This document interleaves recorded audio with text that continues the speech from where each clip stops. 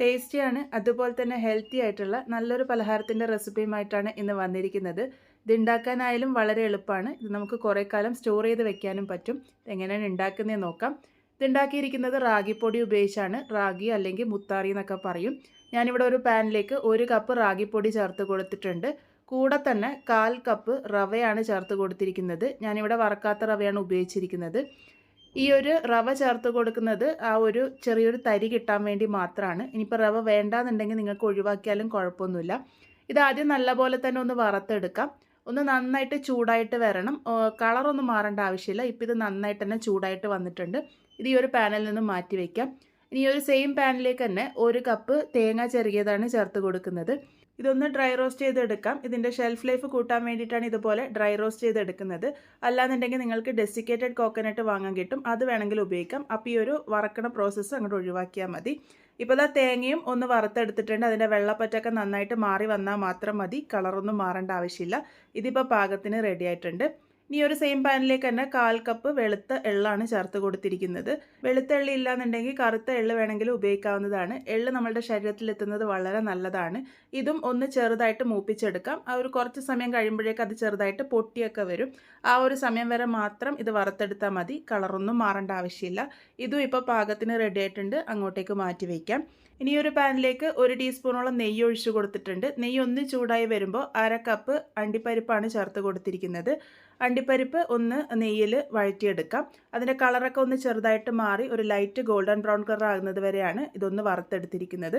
ഇതിപ്പോൾ പാകത്തിന് റെഡി ആയിട്ടുണ്ട്. ഇതങ്ങോട്ട് മാറ്റി വയ്ക്കാം. ഇനി ആ ഒരു സെയിം നെയ്യിൽ തന്നെ 1/2 കപ്പ് ബദാമും കൂടെ ഒന്ന് വറുത്തെടുക്കാം. ബദാം ഒന്ന് ചൂടായി വരുമ്പോൾ ഒന്ന് ചെറുതായിട്ട് പൊട്ടിയൊക്കെ വരും. ആ ഒരു സമയം വരെ മാത്രം വറുത്തെടുത്താൽ മതി. ഇപ്പോൾ നോക്കുക, അത് ചെറുതായിട്ട് പൊട്ടിയൊക്കെ വന്നിട്ടുണ്ട്. ഈ ഒരു പാകമാകുമ്പോൾ നമുക്കത് മാറ്റി വയ്ക്കാം. ഇനി ഒരു അണ്ടിപ്പരിപ്പിൻ്റെയും ബദാമിൻ്റെയും ചൂടൊക്കെ നല്ലപോലെ ആറി വന്നതിന് ശേഷം മിക്സറിൻ്റെ ചെറിയ ജാറിലിട്ടിട്ട് ഒന്ന് തരിതരിപ്പായിട്ട് പൊടിച്ചെടുക്കാം. ഈ ഒരു രീതിക്കാണ് ഞാനിവിടെ പൊടിച്ചെടുത്തിരിക്കുന്നത്. പൾസ് മോഡിലിട്ട് പൊടിച്ചെടുക്കുക. ഒരുപാട് നേരം കറക്കി കഴിഞ്ഞാൽ അതിൽ നിന്ന് എണ്ണയൊക്കെ പുറത്തേക്ക് വരും. ഈ ഒരു പാനിലേക്ക് 1/2 കപ്പ് പൊടിച്ച ശർക്കര ചേർത്ത് കൊടുക്കാം. ശർക്കരയുടെ അളവ് നിങ്ങൾക്ക് കൂട്ടോ കുറക്കുകയൊക്കെ ചെയ്യാം. ഇതൊരു ആവശ്യത്തിനുള്ള മധുരം മാത്രമേ കാണുള്ളൂ. ഇതിലേക്ക് 1/2 കപ്പ് വെള്ളം കൂടെ ചേർത്ത് കൊടുത്തതിന് ശേഷം ഒന്ന് ശർക്കര പാനിയാക്കിയെടുക്കാം. ശർക്കരയൊക്കെ ഒന്ന് മെൽട്ടായിട്ട് വന്ന് ഒന്ന് പതഞ്ഞ് വന്നാൽ മാത്രം മതി. നൂൽപ്പരുവൊന്നും ആക്കേണ്ട ആവശ്യമില്ല. ഇപ്പോൾ നമ്മൾ ചേർത്ത് കൊടുത്ത ശർക്കരയൊക്കെ നന്നായിട്ട് മെൽട്ടായി വന്ന് ഒന്ന് പതഞ്ഞ് വന്നിട്ടുണ്ട്. ഈ ഒരു സമയമാകുമ്പോൾ ഇതിലേക്ക് വറുത്ത് വെച്ചിരിക്കുന്ന തേങ്ങ ചേർത്ത് കൊടുക്കാം. കൂടെ തന്നെ വറുത്ത് വെച്ചിരിക്കുന്ന വെളുത്ത എള്ളും കൂടെ ചേർത്ത് നല്ലപോലെ തന്നെ ഒന്ന് യോജിപ്പിച്ചെടുക്കാം. ഒരു 1 മിനിറ്റ് നേരം ഈ ഒരു ശർക്കര പാനിയിൽ ഈ ഒരു തേങ്ങയും ആ ഒരു വെളുത്ത എള്ളും ഒന്ന് യോജിച്ച് വരട്ടെ. ഫ്ലെയിം ഒരുപാട് ഹൈയിൽ വെക്കണ്ട. ലോ ടു മീഡിയം ഫ്ലെയിമിൽ വെച്ചിട്ട് മാത്രം ഇത് ചെയ്തെടുത്താൽ മതി. ഏകദേശം 1 മിനിറ്റോളം ഞാനിവിടെ നന്നായിട്ട് തന്നെ ഒന്ന് ആ ഒരു ശർക്കരയായിട്ട് യോജിപ്പിച്ചെടുത്തിട്ടുണ്ട്. ഇതിപ്പോൾ നന്നായിട്ട് യോജിച്ച് വന്നിട്ടുണ്ട്. ഇനി ഇതിലേക്ക് നമ്മൾ നേരത്തെ വറുത്ത് വെച്ചിരിക്കുന്ന റാഗിപ്പൊടി കൂടെ ചേർത്ത് കൊടുക്കാം. അതുകൂടെ ചേർത്ത് കൊടുത്ത് നല്ലപോലെ തന്നെ ഒന്ന് മിക്സ് ചെയ്തെടുക്കാം. ഏറ്റവും ലോ ഫ്ലെയിമിലേക്ക് ആക്കി വെച്ചിട്ട് മിക്സ് ചെയ്തോളൂ. കുറച്ച് സമയം എടുക്കും ഇതൊന്ന് മിക്സായിട്ട് വരാൻ വേണ്ടിയിട്ട്. ഇതുപോലെ തുടരെ ഇളക്കി കൊടുത്ത് ശർക്കരയായിട്ട് നന്നായിട്ട് യോജിപ്പിച്ചെടുക്കണം. ഇപ്പോൾ ശർക്കരയായിട്ട് ഇത് നന്നായിട്ട് യോജിച്ച് വന്നിട്ടുണ്ട്. ഇത് യോജിച്ച് വന്നതിന് ശേഷം ഇതിലേക്ക് പൊടിച്ച് വെച്ചിരിക്കുന്ന നട്ട്സും കൂടെ ചേർത്ത് കൊടുക്കാം. എല്ലാം കൂടെ നന്നായിട്ട് യോജിപ്പിച്ചെടുക്കാം. ഫ്ലെയിം ഏറ്റവും ലോയിൽ തന്നെ വെച്ചാൽ മതി. ഹൈ ഫ്ലെയിമിൽ വെച്ചാൽ വെള്ളപ്പറ്റൊക്കെ പെട്ടെന്ന് മാറി വരും.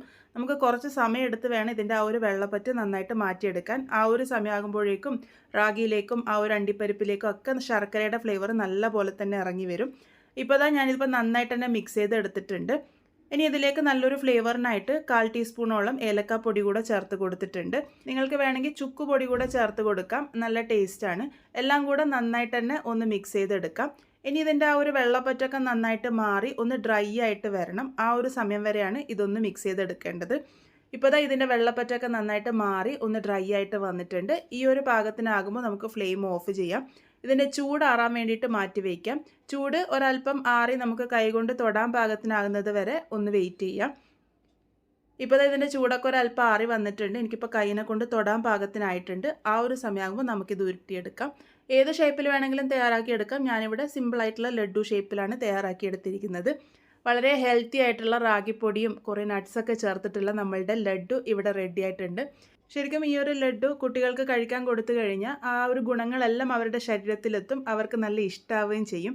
എന്തായാലും ട്രൈ ചെയ്ത് നോക്കൂ. ട്രൈ ചെയ്ത് ഫീഡ്ബാക്സ് ഒക്കെ പറയാൻ വേണ്ടി മറക്കരുത്. വീണ്ടും ഒരു നല്ല റെസിപ്പിയുമായി കാണാം.